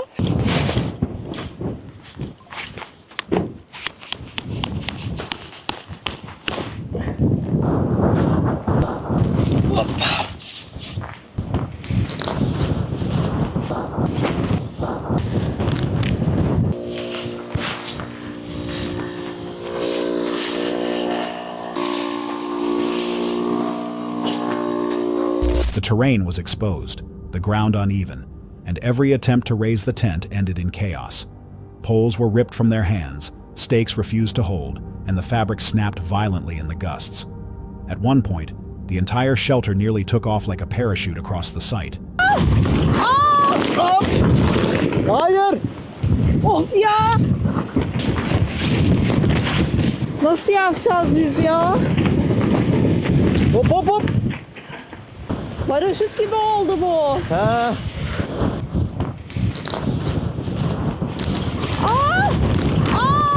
Geldim. Tamam, gel.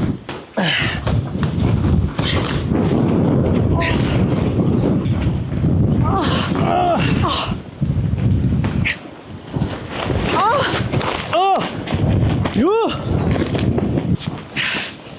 Evet. Evet oluyor. Ay. Böyle.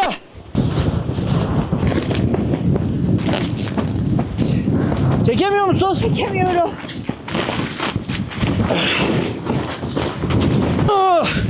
Evet. Bas. Bas kuzu. Altına bas. Allah Allah. Bu ne lan? Even after hours of effort, their small victory didn't last. Rain arrived suddenly, driving down in sheets that soaked everything before they could seal it. Mats, sleeping bags, even the flooring, all drenched. The harder they tried to stabilize the tent, the more the storm tore it apart. What was meant to be a cozy camp became a battle for basic shelter. Earlier drone footage had captured the beauty of the lake, but by nightfall, the scene was unrecognizable. Supplies were scattered across the flooded ground, food ruined, and what little cover they had left was collapsing under the relentless wind.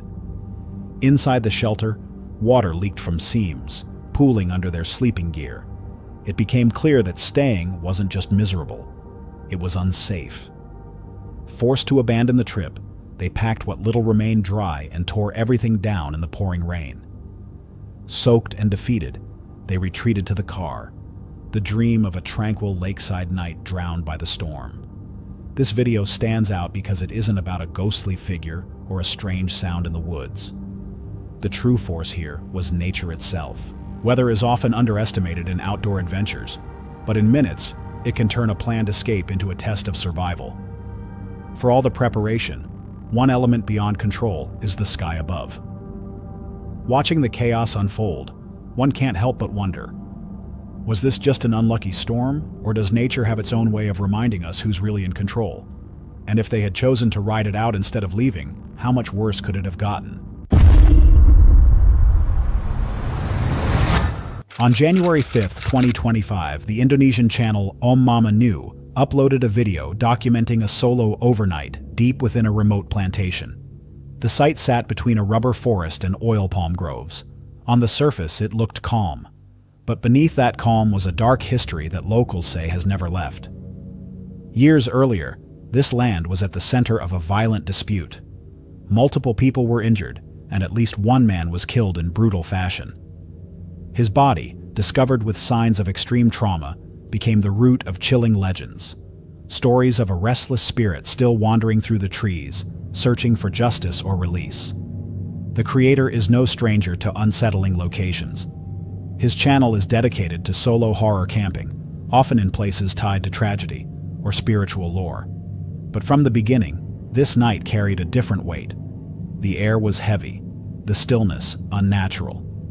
There were no signs of people nearby, only the faint hum of insects and the glow of a small fire. The evening began like many of his others. He cooked, set up camp, and positioned a CCTV camera outside to monitor the perimeter. But as hours passed, unease crept closer.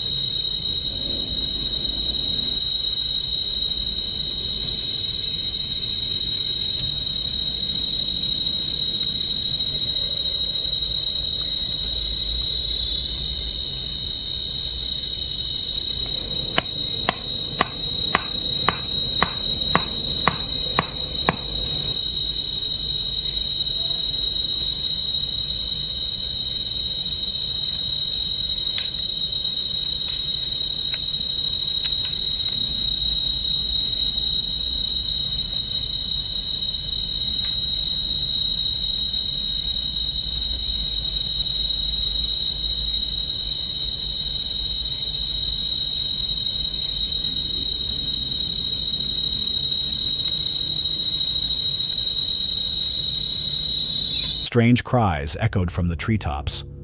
Rustling stirred in the brush. Then came an eerie silence that swallowed every natural sound. Just after 2 a.m., the activity escalated. A piercing wail rang out.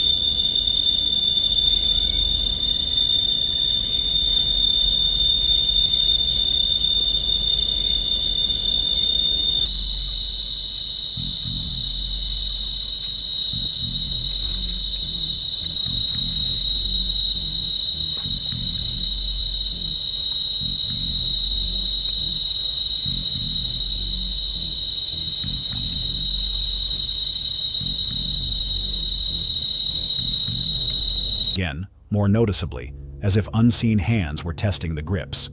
There was no wind, no animals. The motion was deliberate and silent, almost as if something was announcing its presence. When he stepped out with a flashlight, the forest remained still. Yet the charged air and the sensation of being watched never left.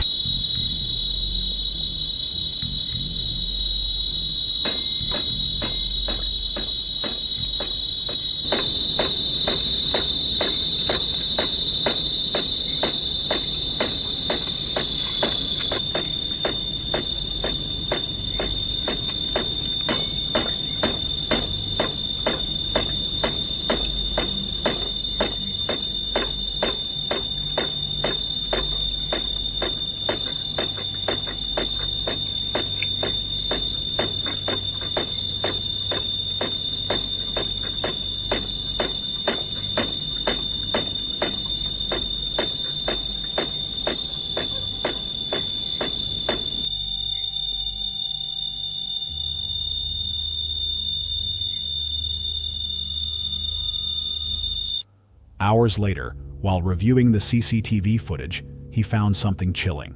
For just a few seconds, the camera captured a pale, translucent figure standing beyond the tent. Human in shape, motionless, before fading into the trees. The timing was no coincidence. The figure appeared just after the bike began to move. The rest of the night brought scattered knocks, shifting shadows, and stretches of oppressive silence. At one point, He even questioned whether making it to dawn was worth it. But he stayed, committed to endure whatever came. By sunrise, the forest grew quiet again, yet the heaviness never lifted. The wail in the distance, the shifting bike, and the pale figure caught on camera all pointed to something present, not imagined. Quiet warnings, each one closer than the last. Some believe the violent history of this plantation fuels the activity, the restless spirit of the man killed during the dispute still bound to the land. Others speculate the translucent figure was a manifestation tied directly to the bike's movement, a spirit using physical objects to draw attention. Whether folklore or something more tangible, the evidence caught on camera suggests this was more than imagination. Was the figure simply a fleeting shadow, or the restless presence of a man who met a brutal end here? And if the warnings were escalating, what might have happened if he had chosen to ignore them and stay another night? It was Sunday, July 16th, 2006. Two brothers wandered away from their campsite in Tofino, Canada. Their parents stayed back at camp while the boys decided to explore, hoping to spot some wildlife on camera. Locals spoke of deer and even bears roaming the area, and the brothers set off into the forest. But what they encountered wasn't anything they expected.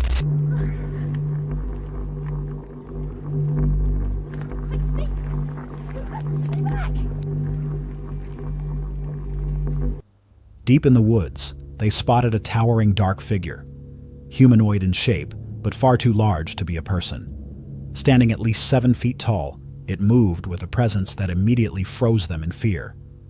One of the brothers fumbled for the camera and managed to capture a brief glimpse before the figure disappeared into the trees. Terrified, they sprinted back to camp, but curiosity pulled them out again. Later that evening, they returned to the spot. What they found only deepened the mystery. We're in the enchanted forest at Tofino. Right by that tree over there. Over there. Yeah, that one. We saw it. Let's go see if we can. I don't know. Okay. Right here. Check the ground. I don't know. Maybe. Wait, come here, come here. Look at that. He ran backwards, right? See, that could be a possible footprint. I don't know. Like, look. Yeah, I bet like any foot would like cause some sort of indentation there. I don't know. We need to. I don't know. We're kind of in the middle of nowhere. How are we gonna mark this? Give a pan around. Give a pan around. Look over there, left. Yeah. Okay, that's it. The camera's good. Massive footprints pressed deep into the muddy ground, far too large to belong to any known animal. The markings suggested weight, size, and shape unlike anything they could explain. The footage eventually made its way online, sparking debate that continues to this day. Some insist it shows evidence of a humanoid creature lurking in the Canadian wilderness, possibly even Bigfoot. Others argue it could be a hoax, or perhaps an undiscovered species that science has yet to catalog. The forests around Tofino are vast, isolated, and filled with dense growth, making them the perfect setting for legends of creatures hiding from human eyes. Whether the boys filmed an actual cryptid, a trick of the light, or simply someone in the wrong place at the wrong time, the fact remains. The prints and the figure were never explained. So what exactly did they see that day? Was it proof of something humanity has yet to discover, or just a fleeting shadow in the woods? And more importantly, if you found yourself deep in the forest and came face to face with a figure like that, would you dare to stay and investigate? Or would you run? Bear has camped in countless places, but there was one site he had been avoiding ever since his last visit, a stretch of wilderness where he once stumbled upon a random set of stairs deep in the woods. This wasn't just any forest. The area was infamous, nicknamed Murder Road, where multiple bodies had been discovered over the years. The killer was never caught. Despite the dark history, Bear decided to return, determined to face the location that had once sent him running. It was creepy. I was hearing some sounds back there, ended up getting scared and not going any further. Super duper scary place though. Multiple bodies have been found here. I will leave a link in the description for the other videos that I've done here that have also been scary, crazy, creepy. You'll want to see them. Links in the description. I'm stinking nervous and excited about going back there because I haven't seen it since the live. I've been thinking about this place. I've thought about those steps, but tonight's the night that we go back to see them again. Anyway, only this ain't your ordinary woods. So like I said, the links to the other videos here will be in the description where you can hear more about the stories and the background of this place. But I will say there's been mob activity and multiple bodies and no killers ever caught.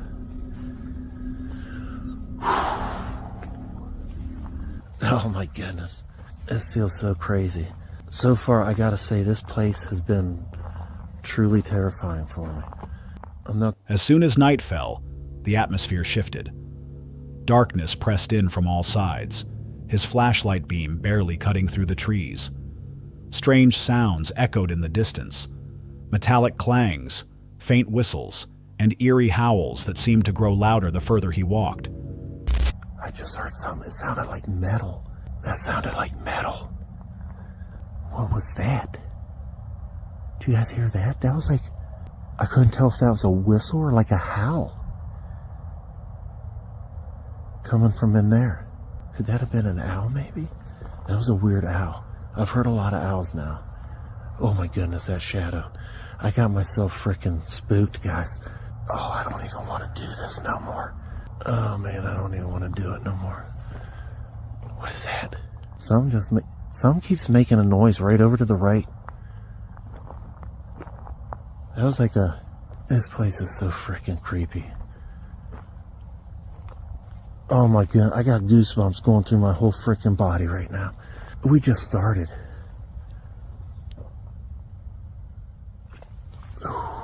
Again.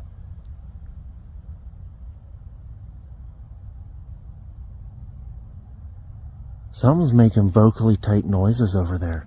Eventually, he reached the stairs.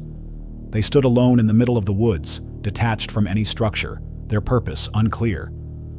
Against his better judgment, he climbed them. At the top was nothing, just more trails leading deeper into the unknown. But before he could press further, something caught his attention. Crap. Oh, crap. Hold on.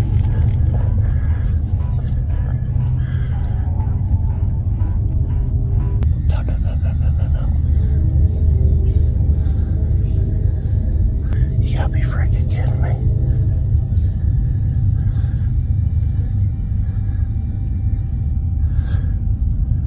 Okay. Oh, no. No. Oh, crap, hold on. Dang it. Man, I'm like in a little ball on the ground behind some crap right now. What are they doing? Through the trees, a light flickered. Another person was out there. Bear quickly killed his flashlight and crouched low, watching as a torch beam swept across the forest, scanning. The presence wasn't random. Whoever held that light appeared to be searching. The beam grew closer. Heavy footsteps crunched against the forest floor. For several tense moments, he stayed frozen in the undergrowth, barely breathing, until the light nearly fell directly on him. Panic surged, and he broke cover, running through the dark. The pursuit was unclear, whether the person had seen him or not. But the danger felt real, and the forest suddenly seemed far more threatening than before. Abandoned staircases in the middle of nowhere have long been tied to unsettling folklore, with many claiming they signal cursed or violent places. Combined with the history of unsolved murders, it's possible this area attracts people with darker intentions. The presence of an unknown figure with a light raises more questions. Was it another camper, or someone deliberately patrolling the woods that night? What exactly are the stairs doing in the middle of a forest with such a grim history? And more disturbing, who was the figure with the light, moving deliberately through the trees? Were they simply another wanderer, or something tied to the sinister past of Murder Road? That's all for tonight's video. Which encounter gave you chills? Let us know in the comments below. Got your own experience? We want to hear it. And whatever you do, don't miss what's coming next.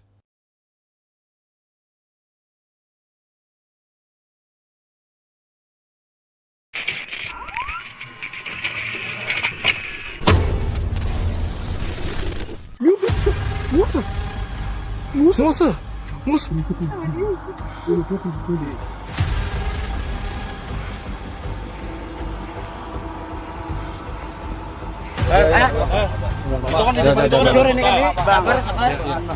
¿Está bien? What the f...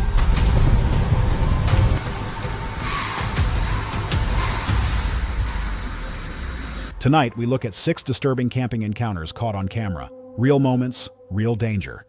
Don't forget to subscribe for more terrifying footage like this. Let's begin. Chamos is a Brazilian channel known for its paranormal investigations and deep explorations into abandoned or haunted places. But on one particular night, what they uncovered had nothing to do with ghosts, and everything to do with a terrifying real-world discovery. Peraí, vamos ver se a gente escuta de novo. Oh, meu Deus do céu, velho, meu Deus. Meu Deus do céu.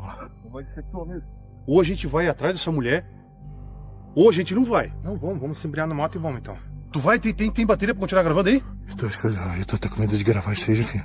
Como é que não... E se for algum crime, a gente se envolve nisso aí, mano. A gente já tá envolvido, mano. Não, a gente já tá envolvido. Vamos tentar ajudar, mas eu acho que assim, filmar, a gente já tá envolvido. A filmagem é uma segurança pra nós, pô. Uma prova, pô. A filmagem... The team had ventured into a heavily wooded remote area far from any signs of civilization. With no cell service, dense brush, and barely navigable trails, the setting was already tense. They were documenting their exploration as usual when they suddenly heard something disturbing echoing from within the forest. Something that sounded like a human cry. With only vague direction to go on, they attempted to determine where the sound was coming from. But in a thick forest, noise bounces unpredictably, and pinpointing its source becomes a near impossible task. Despite the risk, they made the decision to split up to cover more ground. Eventually, the group came across a single, discarded shoe in the undergrowth, a chilling clue that confirmed they were close. Meu Deus do céu, velho! Meu Deus do céu! Moça! Meu Deus! Calma. Nossa, meu Deus do céu, cara! Tá amarrada. Calma! Cara, ajuda a desamarrar ela aqui, Ô, Jota, ajuda a desamarrar ela, cara. Ilumina aí, velho! cara! Deixa eu botar a câmera no chão aqui, cara. Jota, desamarra ela aí, velho! Me ajuda! Cara, calma, moça! Aqui, solta ali, aqui, solta aqui, velho! Caramba, velho! O que aconteceu, moça? Olha aqui, moça! Peraí, deixa eu soltar aqui! Aqui, ó! O que aconteceu, moça? A gente vai Tava indo pro trabalho. Calma. Isso, velho. Caramba, Eu pego o ônibus cedo. Um cara apareceu armado. Olha só, velho.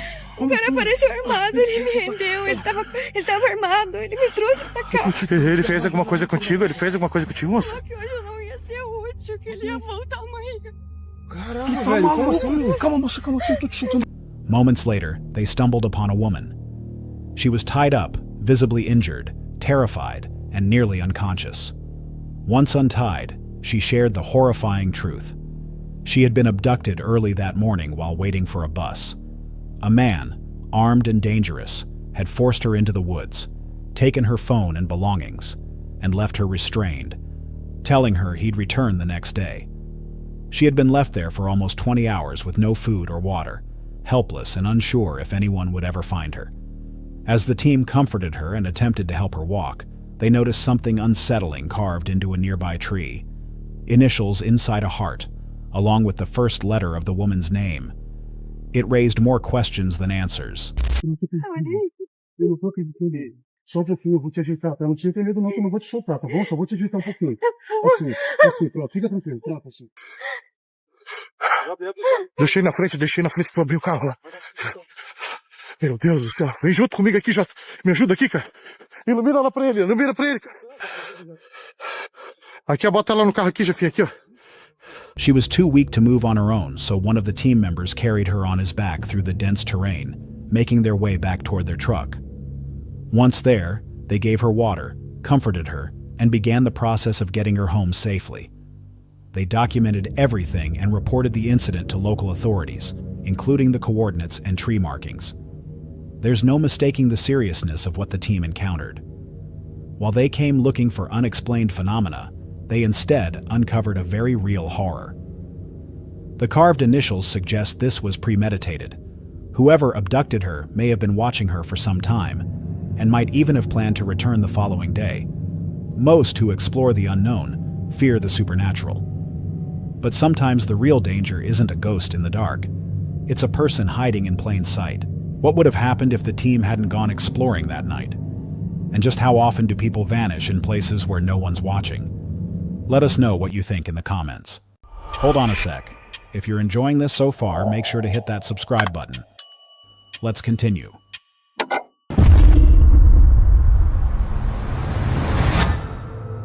English Woodsman is a popular channel documenting solo adventures in the UK's countryside, featuring bushcraft, camping, and peaceful time spent outdoors.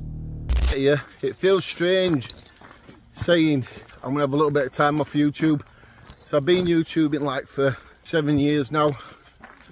This channel, proper digging at it for about 3 years and stuff, but I've had other channels in the past, and I am on about setting up another channel as well. So now this is what's good about being outdoors. Free food, if I can reach them.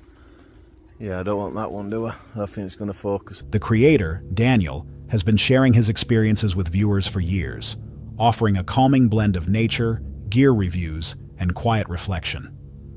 On this particular evening, Daniel had chosen a woodland location not far from town, only about 20 minutes from civilization. It was meant to be a simple overnight trip, and possibly his final upload before taking a break from content creation. The area wasn't especially remote, and the faint sounds of a football match could still be heard in the distance as he prepared to unwind for the night. And rain camping is really good.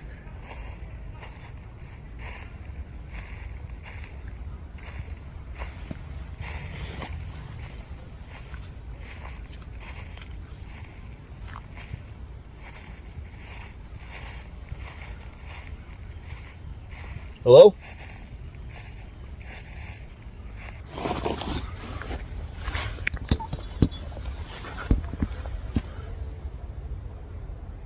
I've just heard like someone walked literally past me. As the sun dipped behind the trees, Daniel settled beside a tree, set up his camp stove, and began boiling water for coffee. He chatted casually about his upcoming break from YouTube, enjoying the serenity of the forest. Everything felt routine, until the quiet was broken by something unexpected. From somewhere just out of sight, he heard distinct movement. It sounded like footsteps on dry leaves, deliberate, spaced out, and distinctly human in rhythm. At first, he tried to rationalize the sound. It could have been an animal, or perhaps someone else passing through. But the lack of a response to his voice made things feel off.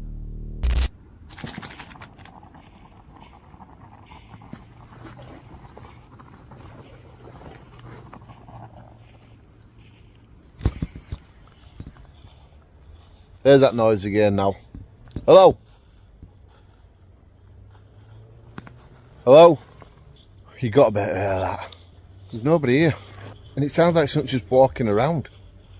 Doing it once is alright, but 2 times, it almost sounded identically the same sort of noise. Roughly 15 minutes later, it happened again. Same pacing, same strange presence just beyond the tree line. I'm going to be honest, I can't stay here now. I'm going to be a wimp. I don't care if people call me a wimp in the comments. I can't stay here. I'm too unsettled. I'm nervous. I've done camping like this a load of times. I think I'm going to go find somewhere else to get this bivvy set up. But I'm leaving this spot.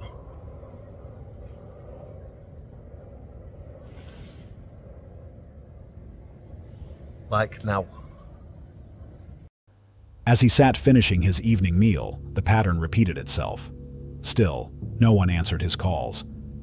Trying to stay calm, Daniel prepared to sleep, laying out his bivvy bag and gear. But as full darkness arrived around 10 p.m., it happened one last time. This time it was closer. That's when he made his decision. He packed up, abandoned the site, and relocated. He admitted he felt uneasy, and despite years of experience solo camping, something about this particular situation didn't sit right. No wildlife, no wind, and no explanation for the repeating rhythmic movement around his camp. Could it have been an animal? Possibly. But Daniel is a seasoned camper who knows the difference between foxes, deer, and something bipedal. Could it have been another person? Maybe.